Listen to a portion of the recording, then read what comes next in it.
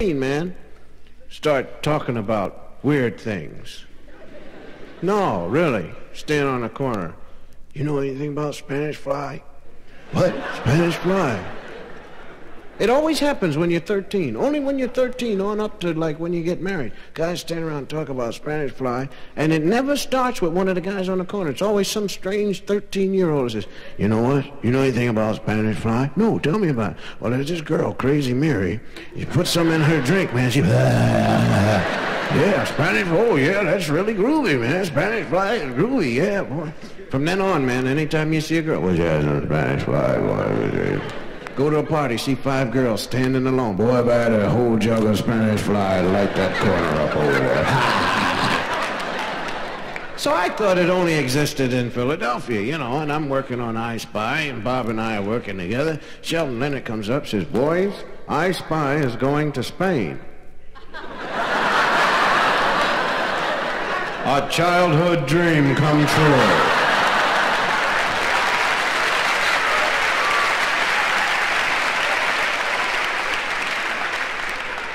I said to Bob, you know, because he don't know nothing about it. I said, hey, Bob, you know what I'm going to pick up when I'm in Spain? He said, Spanish fly. I said, wait a minute, man. How'd you know about it? He said, are you kidding? There's a girl in my neighborhood in Berkeley named Crazy Mary. We gave her some drugs. And every time he told me a story, I had heard it. Every time I told him a story, he had heard it. We all knew the same story. So I figured there's got to be a guy about 2,000 years old that looks 13 going around the world. You guys know anything about Spanish fly?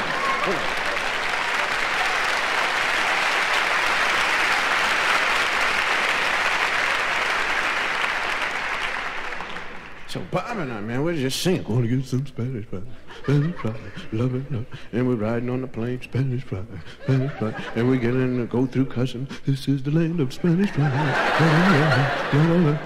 Spanish fly. We get in the cab, Ryan, the driver.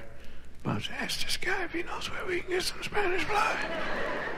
I said, well, you don't ask the cab driver. No, ask the cab driver. He may know, man. Driver, say, senor. Listen, you Spanish? Si, senor, you American? Yes. You come from America? Yes. You could tell me maybe you brought with you some American flies?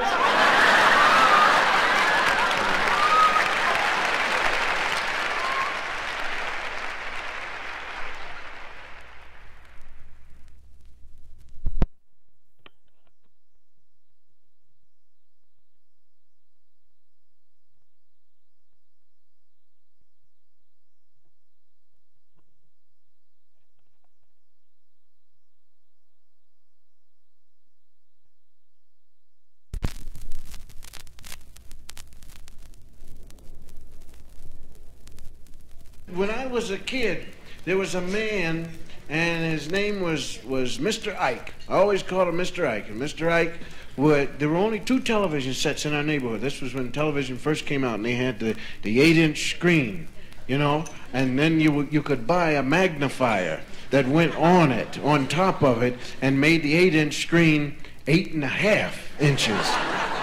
And the funny thing about when you have a television set, like only one guy had a television set, his house immediately became community property. You know, you'd come up to his house and say, how you doing, Ms. Johnson? Is Rudolph home? No. Well, can we watch the television?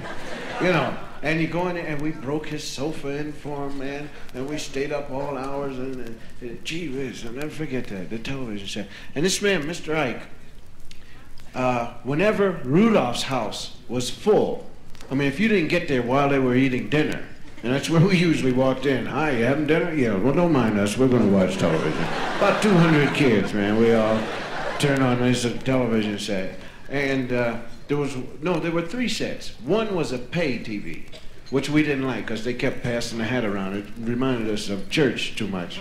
You know, so everybody give a nickel so we can get it. And then you would have 25 cents, but you needed a quarter because the machine was dumb. You know, the machine didn't know that you had 25 cents. It meant, no, I just want a quarter. Go get it. And you'd be in the middle of a movie and the guy would say, why you? Quick, get a quarter. Everybody get a quarter. Get a quarter. And one guy would be the runner, and he would run to the store and say, and the man would think he was going to make some money. Yes, what can I do for you? Give me a quarter. And he'd give me a quarter, and the guy would run back and put it in the set, and he was doing a commercial. And that's a minute. A minute you have to pay for that. But I think it ran for only an hour. But Mr. Ike had some red man tobacco, chewing tobacco.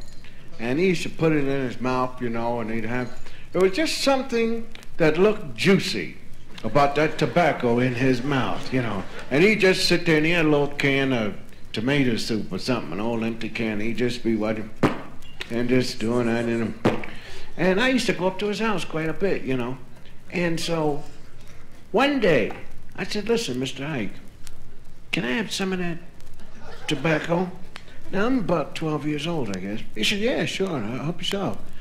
And I'll never forget it, man. He got me a can. I had me a can of tomato juice, you know, empty can of tomato juice from my own. And he said, now you take it and you put it. I said, I know how to do it. And I put it in my jar. And then I tasted it. And I said, what the heck is this all about? You know, this tastes nasty. You know, to myself. But Mr. Ike was saying, how you like it? Oh, it's great, Mr. Ike. Yes, sir. And I'm trying not to chew it, you know, at all. Mr. Ike just wobbling that stuff around and hitting the can. And I'm sitting there saying, gee whiz, I hope I can get out of here soon, because this is the worst taste I've ever had in my mouth. This is even worse than eating ashes out of the ashtray. So it was a prize fight on this. True story, it was a prize fight on it. Just bam, bam, bam, and the guy fighting. And I don't know what made me think of it, but something in my mind said, what did you do with the last mouthful of juice you had?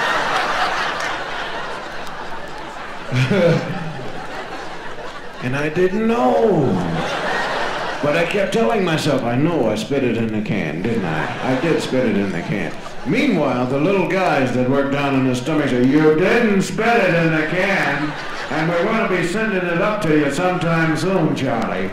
And to warn you, we're going to send up some sweat right away for your forehead.